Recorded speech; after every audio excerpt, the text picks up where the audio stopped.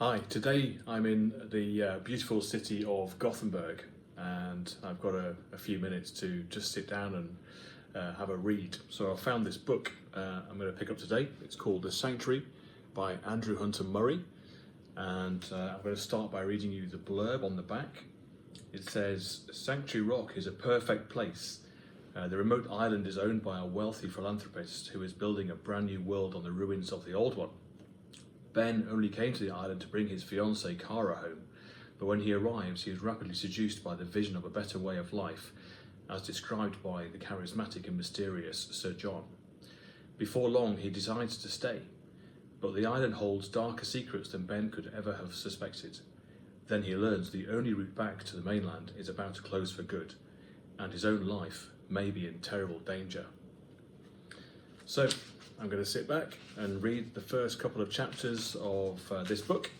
Hope you enjoy it, and we'll see where we get to on my reading journey. Chapter 1.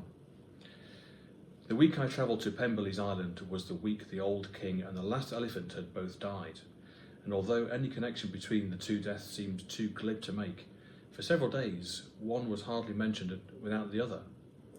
Two exemplars of their respective species, two mighty symbols of venerability and distinction, that sort of thing.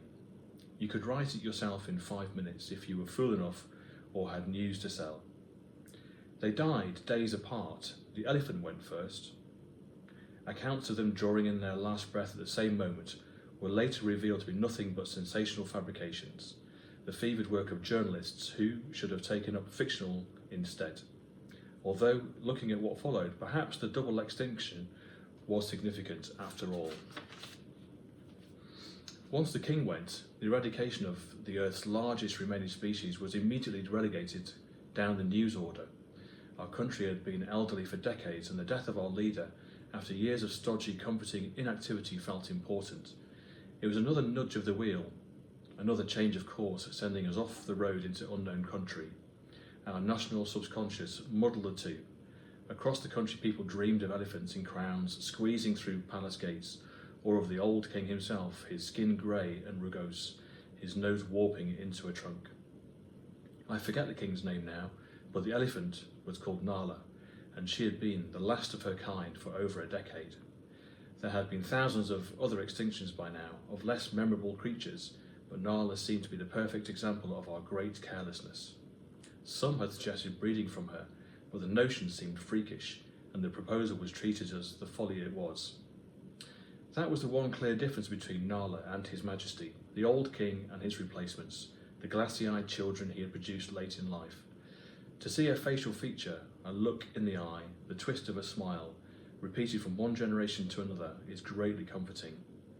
It tells us our ancestors have survived, if only in ghostly, half-glimpsed fragments. The young princess who took the old king's place had the same smooth manner as her father, the same high cheekbones, and that was good enough. And so the country stumbled on, surveying its dimming reflection in a mirror with anxiety and vanity alike. I didn't pay much attention at the time. I was working that week. My notebook, left in the city, will have a one-line record of the fact. It has probably been torn or burned or mulched by now, but if not, the week will appear on the final page. 2 dates, a sum of money, a phone number, and a name. Bywater. I finished the Bywater commission in 5 days flat. More fool me. Another day would have paid for a week's living back in the city, but I couldn't bear to drag it out any further than necessary.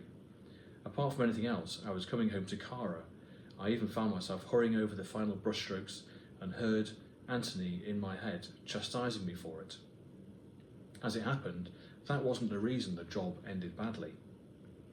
The Bywaters village was one of the most exclusive in the country, a huge service settlement outside the walls, great beauty on display within. The sittings had taken 5 days, days that stretched out even as I sat through them, trying without success to lose myself in my work.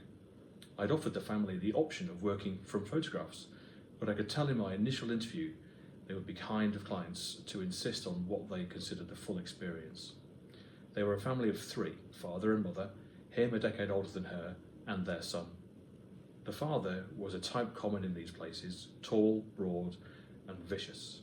He was wide-shouldered, with a breadth just on the turn, a a suggestion of jowl beginning to make itself known above the collar of the shirt. The kind of client who makes you relieved you've brought enough paints to mix a decent quantity of pink. His work was something in the city. I loved that phrase. By then, most people who'd worked in the city didn't. It was Mrs. Bywater who'd come up with the, to her, rather daring idea of having the family painted. My work was not exactly fashionable, but it had somehow outlasted the new technologies, as faith in them waned. There was an eternal quality about my medium, or so most clients thought, and I was loath to remind them of thousands of portraits lost across the centuries, torn or binned or carelessly dismantled, their frames used as firewood. The older way of doing things had somehow survived into our own age, and I wasn't going to correct anyone deluded enough to think my work might last. It was more often the wife than the husband who commissioned me, but it was closer to half and half than you would think. It did, however, tend to be mostly groups of at least two. The few single people I painted tended to be receiving their portrait on behalf of an institution, and usually there was a bit of awkwardness about the process. I preferred single portraits despite that tension, maybe because of it. They produced an agreeable sense of struggle. The subject's resistance and awkwardness matched against my determination to capture their features, and the slow process of making sure it happened stroke after stroke. Pemberley, of course, my final portrait, was the perfect example. The Bywaters, though, had presented all the difficulties I at least enjoyed working with, and none of those I treated as a challenge. Mrs. Bywater was the opposite of her husband physically. It was as if two average people had pooled their assets, the size, the colour, the movement, then divided them unequally. Where he was broad, she was slight. Where he was pink, she was pale. And while he treated the sittings with a bovine stolidity, she made the constant, quick movements customary to the unnerved or the disappointed, a difficult client. The son was 16, and clearly was that exact age where he simultaneously craved his parents' approval and wanted nothing to do with them. He hunched himself in the foreground like a folded deck chair and looked off to the side. After each morning's sittings, I withdrew to a small timbered office at the end of the garden to work on the details. I was in the office when Mrs. Bywater brought me tea and the news of the old king's death. It hadn't been expected, but it was a shock nonetheless, a storm wave glimpsed from a distance, no less destructive when it hits. She asked me what I thought would happen, and I childishly replied that the family would probably just carry on with the next generation, an option not open to poor Nala. Mrs. Bywater pursed her lips, and for the rest of the week her expression in the sittings as she looked towards me was one of mild distaste. I allowed a little of that look into the final painting, not enough to lose my fee, but enough for honesty. I'm sure they were a family like most others, but the root of their urge to be painted, not for the sake of art, not to engage with the process, but simply for another image of themselves, gave me the feeling that I had, all in my least happy commissions, the feeling of sheer unimportance from the wrist upwards. I may as well just bought them a mirror. On the last morning, I came into the studio at the end of the garden to see the son trying to prise off the cover I had fitted over the canvas to keep the clients from looking at work before it was complete. Excuse me, please don't do that. Why not? Because the picture isn't ready. I still need an hour or two to finish it. He gave me an impassive look, just like his father's, then moved to the next corner of the cover and started working it free. Could you please stop that? He paused and looked at me with amusement, the precious artist in his home telling him what to do. How old are you? He asked. 33. My dad says you want to live in a place like this, he said. You never will. If you're not here by 25, you'll never make it, he says. That made me angry. Well, I certainly wouldn't want to live anywhere near a young man like you. Will you just leave it alone? He wasn't quite confident enough to challenge me physically, and as I stepped towards him, my fist balled in annoyance, he moved back, wide-eyed, raising his hands in innocence, a pantomime gesture. What's this? The boy's mother was behind me in the doorway. Your son was interfering with my picture.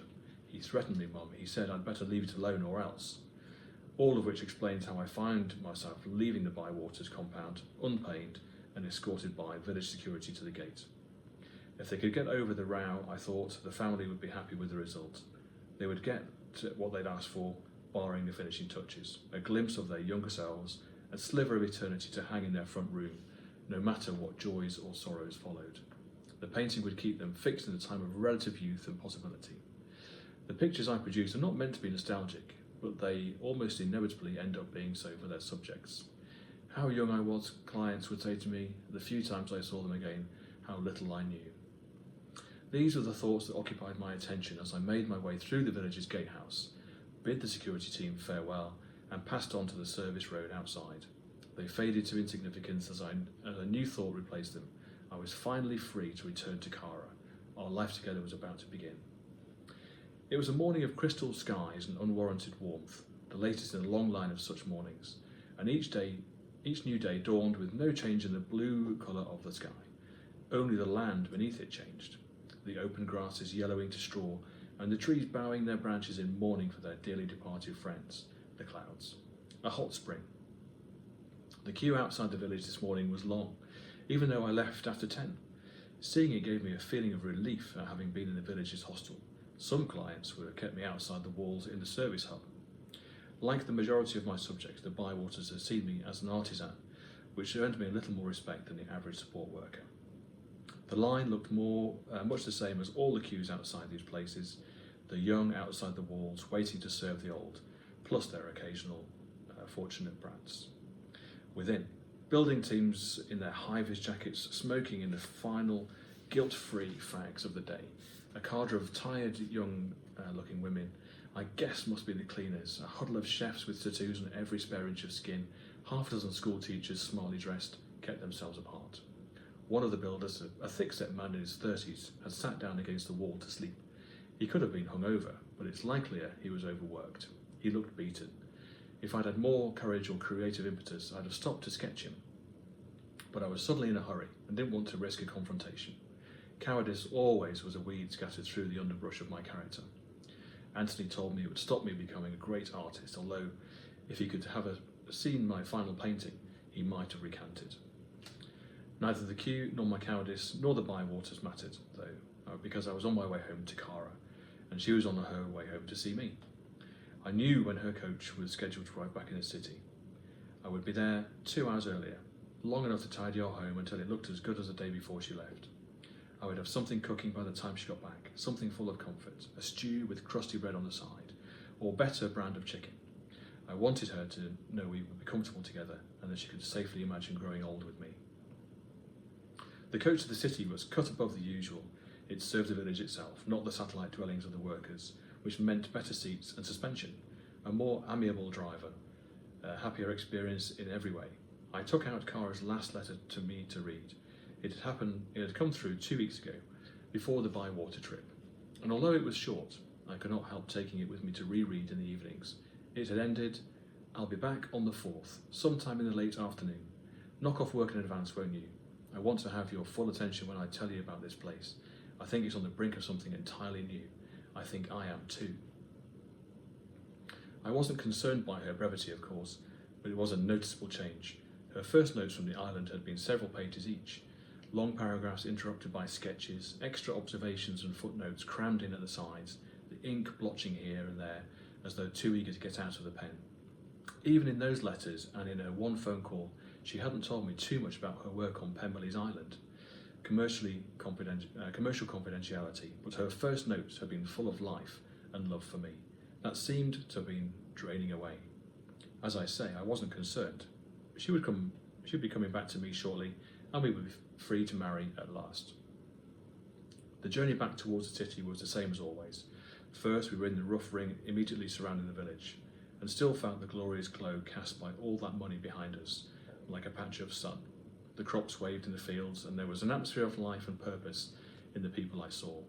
The few lone buildings we passed looked clean and somehow contented. Then the aura of money disappeared from the land, ray by ray. Tiles absconded from rooftops, beams sagged. The buildings we passed took on a lowering aspect, their windows transformed to ranks of bared teeth interrupted by gaping cavities. Any lone houses and windows edged with mould and thin, bedraggled curtains. Behind those windows were shadows, punctuated by dim figures that moved in the darkness like lost souls. The road itself coarsened, and the coach swayed as the driver avoided potholes. Across the fields and the stubble, shreds of plastic danced a fitful tango with the crows pecking uncertainty at them. This was how the country was broken down. That day I paid little attention. I was interested in nobody but myself and Cara. I looked only at the seat in front of me and dozed, imagining reunion scenes in films, transposing us into them. Cara, Cara, Cara. For some time now, I had avoided using the word fiancé. It seemed so childish somehow, the remnant of a bygone age of courtesy. The word evoked brides-to-be petulantly rejecting a dozen dresses in a row, bluff grooms visiting their tailors, worries about canapes. It seemed a pure archaism in today's world, something village dwellers might like to play at, and normal people could not. Cara felt just the same way, whenever we discussed the matter, but now on the brink of her return, I could think of the word with joy. I was nearly asleep by now, but one more troubling thought struck me as I drifted off. For a couple who so disliked the idea of the fiancé, we had spent 2 years in that temporary state without actually taking the final step to bring the condition to an end. That's the end of chapter 1. What do we think so far? I'll come back and read chapter 2 soon. Thanks.